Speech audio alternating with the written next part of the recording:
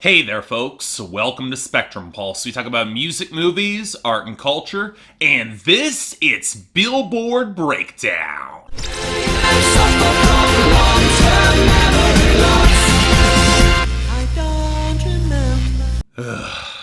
Okay, you know what? I'll say this for Drake. Despite him being the biggest story of this week by a country mile, there's a certain cold comfort in knowing it came from only 2 new songs and not 20. And when Migos are coming next week with the sort of streaming numbers that indicate a real album bomb, I'll take whatever the hell I can possibly get from that. But you know what? Alright, that's next week. Let's start off with the top 10 here and the big story. A new #1 single from Drake with the first of 2 songs off that EP that he dropped from out of nowhere, God's Plan.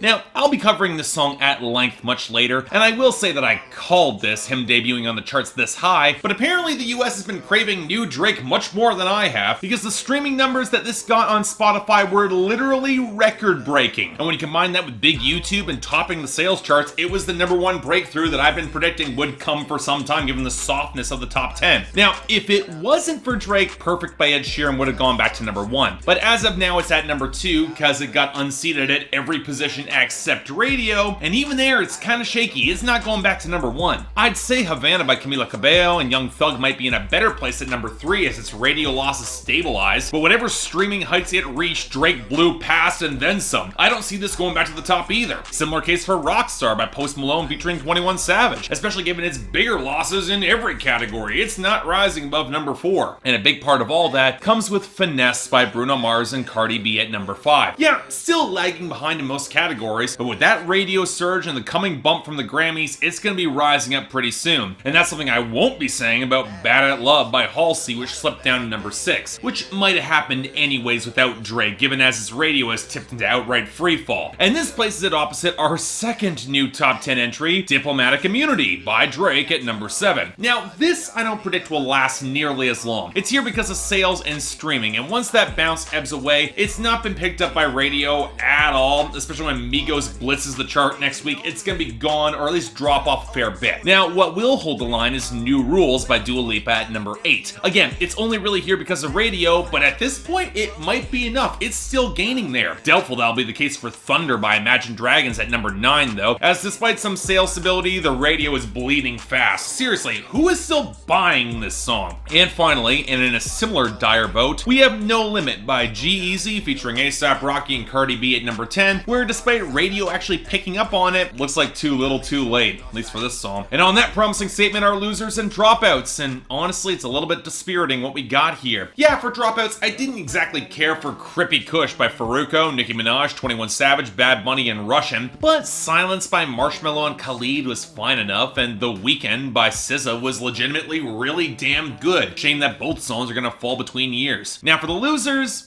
okay fine, I'll Name the Dogs by Blake Shelton is continuing out naturally at 98, and I'm not complaining that we're losing Cuda by 6ix9ine at 86, or that Maroon 5 and SZA are seeing What Lovers Do fall to 41. Hell, I'm generally pretty indifferent to Like I Love You by Brett Young at 63, or Endgame by Taylor Swift, Future, and Ed Sheeran losing all the gains off the video back down to 30. But Echeme La Culpa by Louis Fonsi and Demi Lovato was fine enough as it fell to 68, and despite being a late album single, Round Here Buzz by Eric Church falling hard to 80, that kind of stings a bit, especially as I don't know when we're going to get new music from Eric Church. But I think it's a lot more when placed in contrast with our gains and returning entries this week. Seriously, did anybody want Wait by Maroon 5 to come back at 88? It's a single apparently now, but nobody likes that song. Or when we go to our gains, why in the nine hells is anybody giving more traction to Young Boy Never Broke Again, with both Outside Today up to 51 and No Smoke up to 61? His debut record isn't dropping until March. Why is anybody streaming this mediocre garbage? And on that topic, we also saw Kiki by 6ix9ine, Fetty Wap, and a Boogie with the Hoodie rise up to 43. Again, pretty much entirely on streaming. At least 5 more minutes by Scotty McCreery went up to 64 off of real sales and radio gains. Let's pray it holds some ground a little bit longer. Let's hope this gets some momentum or longevity. It's a really good song. But now we're on to our list of new arrivals. And before we get to the Drake at the very top, let's start off with #99, Rock by Plies.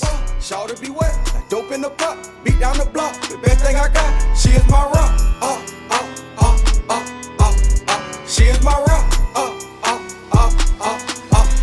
So let me get this straight. We're still giving Plies singles on the Hot 100, and not even lead-off singles, promotional tracks off of mixtape. Is there seriously an audience for Plies in 2018? He doesn't even have Kodak Black for help this time, which means the only thing I can assume is grabbing people is that choppy as hell hook where he awkwardly says "awk, awk, awk" over and over again against a piano line that goes nowhere in the by the numbers trap beat. Now, I guess I can say it's kind of a nice sentiment that Plies is talking about one girl and he's not your girl who stands by him as his rock, and the verses make it clear that he's actually somewhat sincere, but when the song decides to stick in minor chord progressions, it sure as hell doesn't feel as complimentary as when Fetty Wap made Trap Queen 3 years ago. Yeah, that'll make you feel old. Trap Queen was 3 years ago. So yeah, kinda novel in one regard, but no way in hell this sticks around. Not from Plies. Number 82, No Name by NF. All I know is I'll be doing this. All I know is things are moving quick. That's convenient for me cause that's how I live. Now they see me out here moving up. You don't like me, that makes two of us. Time change, yeah, I can't adjust. Yo, it's who you are, not who you was. Oh my, yeah, just went to Europe. They say this single is working. I think I'm learning. I am way more than what people might think when they look on the surface. So this guy frustrates me a fair bit. He's not a bad rapper by any stretch. He's plenty capable of switching up his flows and delivering some real intensity. And he doesn't have bad production instincts like with the darker pianos and heavier trap beat here. Clearly going for some symphonic bombast, which I'm normally an easy sell. But the second I start digging into his content, well, there's two big issues. The first being that he's nowhere quite as tight as a rapper as he thinks he is in terms of flubbed rhymes or a structured flow. And secondly, the self-aggrandizing self-pity gets increasingly obnoxious, and that's before you even tack on the Christian angle, which actually does get brought up in the final bars. What, you don't like when people say you're only popular because of marketing or being an industry plant or because somebody thought G-Eazy needs some competition? Then bring some lines with actual flair and personality instead of non-punchlines and empty flexing that has no distinctive character to your internal struggle. It's just not interesting. There is potential here. This guy has talent, but he desperately needs something to say, and whinging about it here doesn't help his prospects. I'm sorry. Number 71, Supplies by Justin Timberlake. Supplies. I got you, I got supplies. Supplies. So there are already a lot of people and critics lining up to crucify Justin Timberlake's upcoming album, and no, I'll say it again, I'm not gonna be among them yet. I still don't dislike Filthy, and his follow-up here, well, it's actually kinda interesting to say the least. Like Filthy, there are issues. Why Justin Timberlake is using a bunch of Young Thug-esque ad-libs behind the sparse acoustic guitar and leaden beat is beyond me, as they don't really help the atmosphere at all. But then the song flips for a quicker acoustic line on the bridge in major keys before diving back into darker, more thudding territory, and I don't mind that. And the mood of the song overall is kind of strange too. The vocal melody is closer to country than anything else, maybe even blues there, as well as the murky, doomsday prepper-esque lyrics, as well as the multi-tracking that seems to emphasize the most nasal elements in Justin Timberlake's vocals, and that's not common for him. And yet, the strange thing is that I could almost see this working if the mix had a little bit more texture or genuine grit in a Yellow Wolf sort of vein, or is willing to embrace a more sparse mix overall and just dive headfirst into atmosphere. This could have been haunting as hell. As it is, no, it doesn't quite get there, but I can see this growing on me all the same, maybe even more so than Filthy. It's strange, for sure, but no, it's not bad. Number 65, Sick Boy by the Chainsmokers. And expects you to listen to him. Make no mistake, I live in a prison that I built myself, it is my religion. And they say that I am the sick boy. Easy to say when you don't take the risk, boy. Welcome to the narcissism. We're united under our indifference.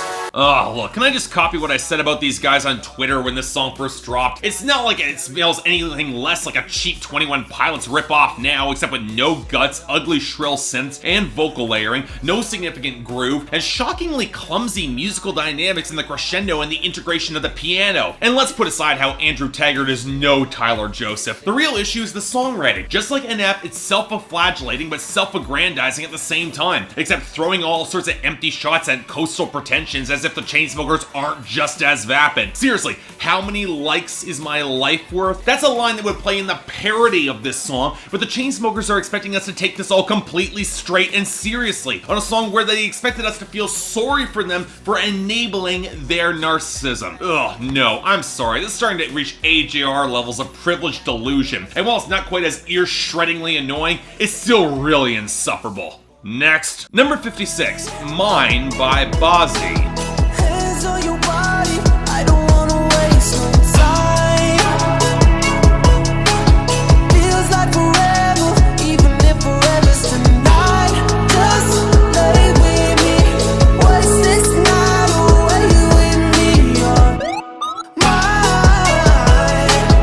I can look away, I just gotta say. Okay, I thought we were done with artists who broke off of Vine. The goddamn platform doesn't even exist anymore. How is he stuck around? But honestly, I kind of see it. He's a solidly affable singer with a good knack for melody, and he plays into the euphoria of this track really quite effectively for this brand of R&B, especially against the organ, the deeper liquid tones, and the gleaming flutter of chimes that has an accent. Unfortunately, there are some traits emblematic of his Vine days in the composition that definitely rise to the forefront here, most notably in the structure. As a whole, the track just feels kind of misshapen. Awkward electronic moments wedged into the hook for no good reason, and ending on a surprisingly abrupt note. We could have easily gotten a bridge or a third verse. I think this track would have actually stuck the landing a lot more for me. But with just this, yeah, it's pretty decent. More of a fragment, but a good one. I guess I'll take it. Number 7, Diplomatic Immunity by Drake. All that peace and that unity, all that weak shit'll ruin me, fuck 'em.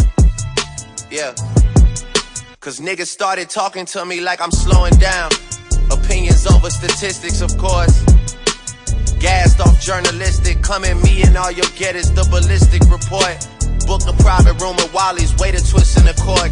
Okay, this is one of the tracks, the first track from the Scary Hours EP that apparently blew everybody's mind enough to land in the top 10, and seriously? This is it? Yeah, the horns, they sound pretty and add a little bit more opulence to the song, but if you're looking for a semi-coherent, rambling update from Drake without any actual hook and more forced rhymes than ever should be excused, this is not anything better. In a weird way, it kind of reminds me of late-period Jay-Z circa Magna Carta Holy Grail. All the pomp and circumstance, but impressively little to actually say. Seriously, beyond name-dropping all the artists' first names around him, talking about all the regulations he's flaunting in Rosedale and Toronto right now to build that goddamn mansion of his, and all of his security detail, and more than a few non-punchlines. That stencil pencil line was pretty damn cringeworthy, and he's made such punchlines before. I don't know why people are hopping on the backlash now, but honestly, there's just nothing that sticks with you. A detailed picture, sure, but no clear focus. So yeah, I won't be surprised if this doesn't stick around, so let's move on to number 1, God's Plan by Drake. I hold back, sometimes I won't. Yeah. I feel good, sometimes I don't. Like, no. I finesse down Western Road. Like, next. Might go down to G.O.D. Yeah, wait. I go hard on Southside G. Yeah, wait. I make sure that Northside E. And still. So this is our new top charting hit. The second half of Scary Hours. The first time Drake has ever gone to number 1 by himself, and seriously, are we doing this again? A lazy, glossy oscillation against an overweight bass beat, Drake phoning in his post-choruses with slapdash autotune, and the only moment where the song comes close to picking up any sort of energy is halfway through the second verse? Seriously, this is a song where Drake is telling off girls from coming over to cuddle with him and saying that he needs to struggle to stay peaceful, and yet from the near total lack of intensity on the song, I kinda doubt that. What's all the more discouraging about God's Plan is that it's indicative of the same listless paranoia that's characterized Drake's work going back to at least Views, a couple of years now, and all the more sign that he's only further creatively stagnated as he talks about loving his bed and cribbing more grime slang as he talks about crashers coming to his party. Yeah, Drake, I just don't hear that happening, because with listless stuff like this, you're not a threat. Nobody cares. And yet, as drab and underwhelming as this is, it isn't quite enough to make the worst of the week. Drake has made worse songs. After all, I'm not forgetting Child's Play or Fake Love or Starting From the Bottom anytime soon. So worst of the week is going to Sick Boy by the Chainsmokers, and I sincerely hope 21 Pilots drops a project soon enough just to wash out this gunk. Best of the week, Yeah, I like Plies by Justin Timberlake more than most, but despite its misshapen composition, Mine by Bazzi is really the most agreeable song here. Unfortunately, I don't expect the majority of this to stick around because next week, the Migos, they're coming. But until then, I'm Mark, you're watching Billboard Breakdown on Spectrum Pulse, and I'll see you next time.